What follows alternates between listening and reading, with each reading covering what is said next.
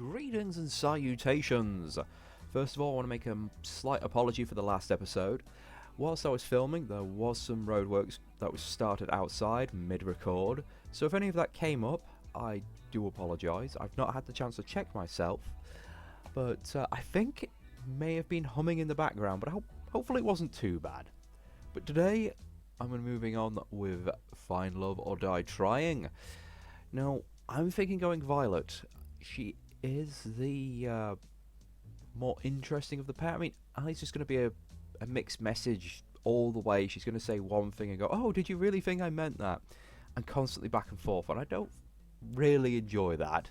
Violet, on the other hand, is a bit two-faced, but she seems sweet and nice, but has got a real big chip on her shoulder, and doesn't suffer fools gladly, to the point where she's very harsh.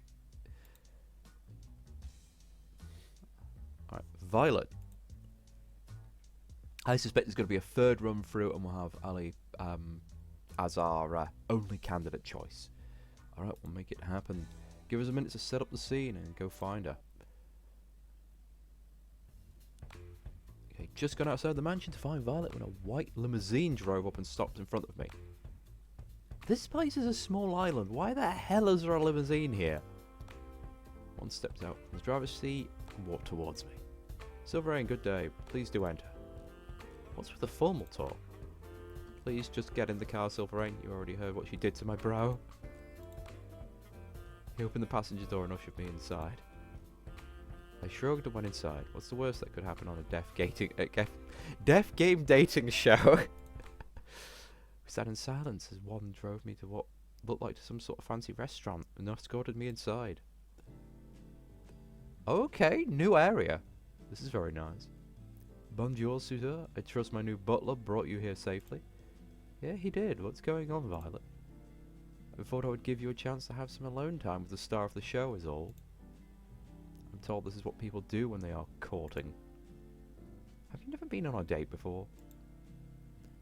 Of course I have. And I've read all manuals on the subject. I'll have you know I've studied every book of the lusty new Asian Maid series and I know them all by heart. I'm impressed, sure. I'm impressed, Violet. Oh, it's nothing. Pardon my interruption, I brought you your food. Please be seated, honoured guests. I've not even ordered anything. Is she the order for me? Violet and I sat at the table at the centre of the palace. There's one placed each dish on the table. It's on the tail one by one. Slight typo there. Or not typo, spelling mistake. He seemed to linger over the meatballs as he brought them over. Thank you, what? Please don't hold yourself back. I don't think I will. This food looks incredible and probably worth more than my life. You're right on both counts, Silverain.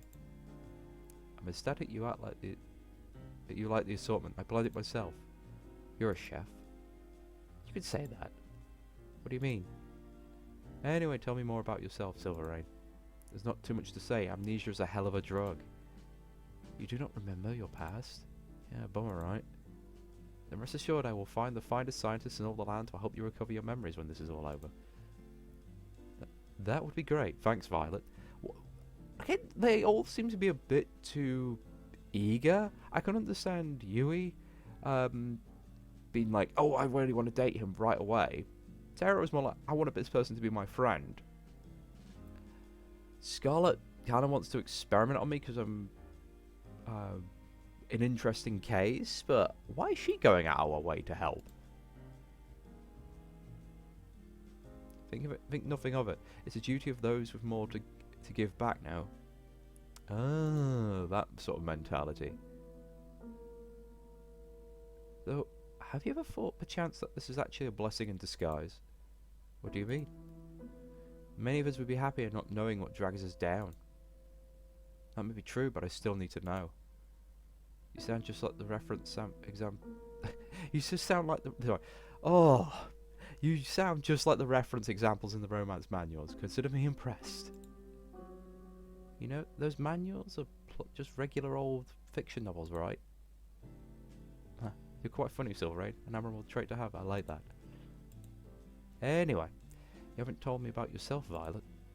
Who are you? What do you do for fun? I'd like to know. Being the son of the Valentines does not leave much time for fun, I'm afraid. Even on the show, I'm spending most of my waking hours managing the Valentine's restaurant businesses. But I suppose if I have a spell of time I enjoy baking. I don't get it. Why are you embarrassed by liking baking? Everyone has a hobby. Baking is something of a servant hobby, according to my parents. What a bunch of hypocritical gits. Run a restaurant empire. Oh, actually making the foods for the peasantry.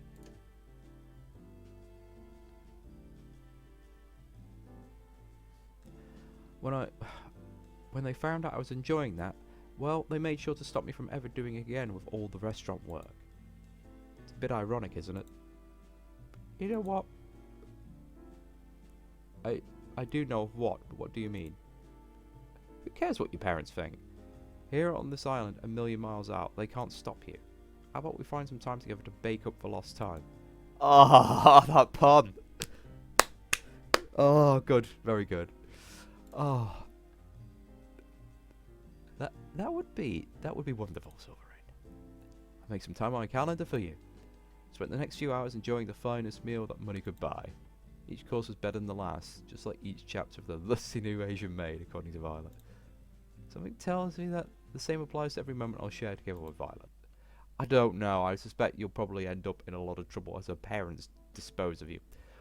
Also, with the whole thing about forgetting your past, as much as I have so much cringe-worthy stuff that I wish I could go back and redo, or go back in time and redo everything, the problem is with amnesia is you still have all the consequences of your past, you just don't know what they are. So if you've done something pretty bad or, you know, something embarrassing, everyone else still knows about it, you don't know, and it could still come back to bite you.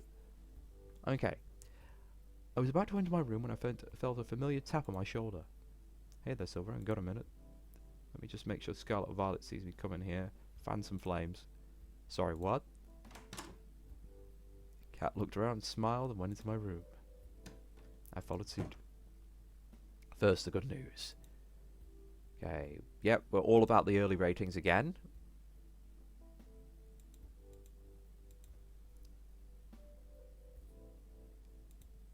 Yeah, same as before. Curious how you're feeling about Scarlet and Violet. Between those two, do you have a favourite? I'm gonna say Violet just.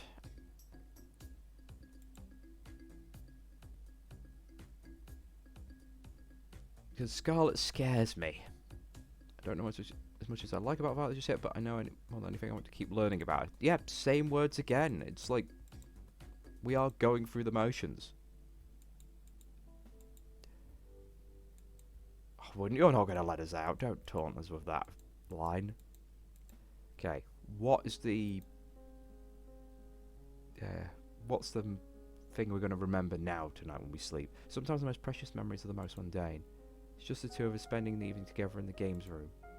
I'm reading a book and at the same time watching her rage against an opponent in a fighting game. It's fun to watch her savour each victory or explode with profanity when she loses. Might not be Terra, because Terra's not lost so far, really. Life is good. It's like there's times you wish life could be always as simple. Sometimes in those moments people wish for more excitement, for fame, for fortune, for anything but the ordinary. But all I want is the ordinary with you. Fuck you! I love this woman so much. Ah. Alright. Violet. Then you set the meat at about 300 degrees for 40 minutes. Okay, got it. Terra was furiously scribbling down notes. Wait a minute, couldn't I cook it at 600 degrees for 20 minutes? That's not quite how this works, I'm afraid. But the math checks out. What's going on? Oh, good morning, Silverain. How do you do? I'm teaching Terra the proper way to prepare a pot roast. So far, I say it's going pretty well. Terra will be one to prepare lunch today instead of me. Terra turned on one of the dials of stove as far as it would go to the right. And the student has to pass the master. On second thought, perhaps I'll prepare the alternative course. One moment, please. Oh, ye of little faith. Time for the moment of truth. Lunch is served. Terra was nervously clasping her hands tight. It's gonna be burnt to a crisp, isn't it? It's delicious. I did it. Oh my gosh. Terry did a little dance in celebration and gave Violet a high five. Should I become a food vlogger? I'm a cooking savant. This talent shouldn't be wasted. Hey Violet. Or is it Silverain? Is this what you cooked or what Terra cooked? Violet smiled and winked at me. I don't know what you're talking about. She sips on her soup contently. Couldn't help but smile back. Damn, this is the best meal I've ever had.